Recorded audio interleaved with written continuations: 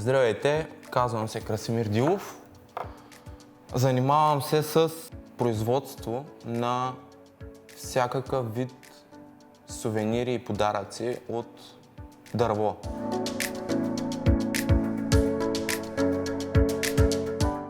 Завършил съм промишлена електроника в професионална гимназия по механотехника. По специалността не съм се занимавал, мисля, че почти никога. От известно време дървото ме влече, така да кажа. Преди, може би, година и малко реших, както казват българите, главата в торбата и скачаме.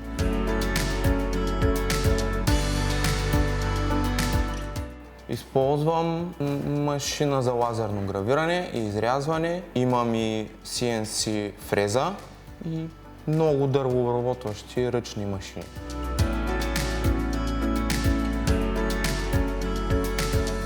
Продуктите, които произвеждам, са, както казах вече, всякакъв вид сувенири, подаръци, декорации от дърво. Шперплат от масивен дървен материал, като се старая всичко, което правя, да е различно от това, което правят другите. Доколкото може, да е различно.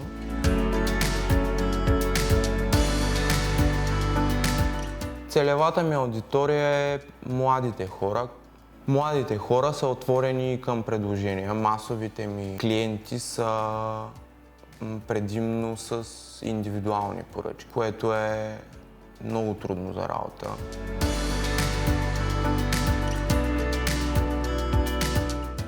Даден клиент, да го наречем, се свързва с мен и ми казва, искам нещо такова.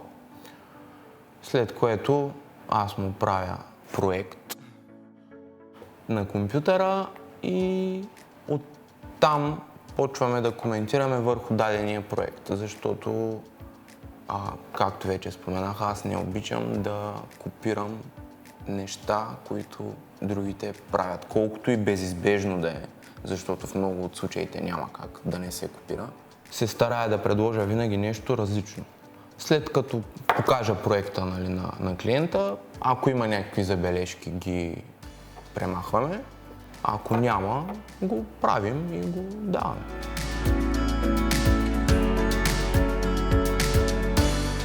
Всяко нещо е различно. Имал съм неща, които съм правил буквално за 5 минути. Имам неща, които мисля по седмица, примерно, докато ги измисля.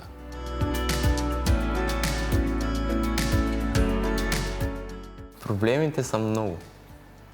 Като за начало, намирането и качеството на материала, което усложнява процеса на автоматизация. В някои от случаите са еднакви, в някои от случаите са различни, нали? Защото то като начертая дадено нещо, като го пусна да се изреже, виждам, като тръгна да го сглобявам вече, виждам къде са грешките, които съм допуснал при чертането, защото нямам техническо образование от гледна точка на чертане. CorelDRAW и софтуера, който ползвам за лазера, си ги уча всеки ден сам. Всеки ден научавам нещо ново за дадения софтуер. Понякога материала, който използвам за прототипа, не е подходящ за крайния продукт.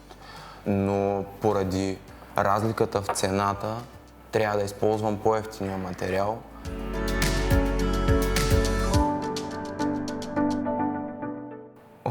За желаната цел съм много далече да я постигна. Значи, ако кажа, че съм постигнал целта си, това ще значи, че трябва да се пенсионирам едва ли не. Нали? Лично аз съм така устроен, че винаги гледам напред и нагоре. Така се старая да гледам напред и нагоре, въпреки че е доста трудно. Когато дадена цел, която съм си заложил и я постигна, си измислям нещо ново. Относно клиентите, старая се да са винаги доволни. Имам случаи, когато се получава от първия път, имам случаи, когато трябва да изхвърля даден продукт и да направя нещо по-добро, за да бъде доволен клиент.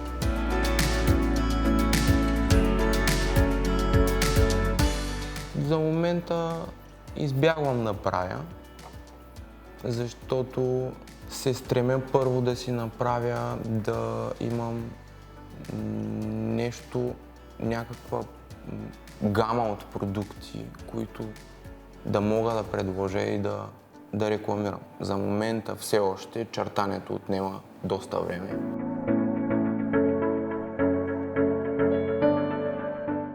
Търпение, като за начало бих им пожелал да имат, защото трябва да обичат това, което правят.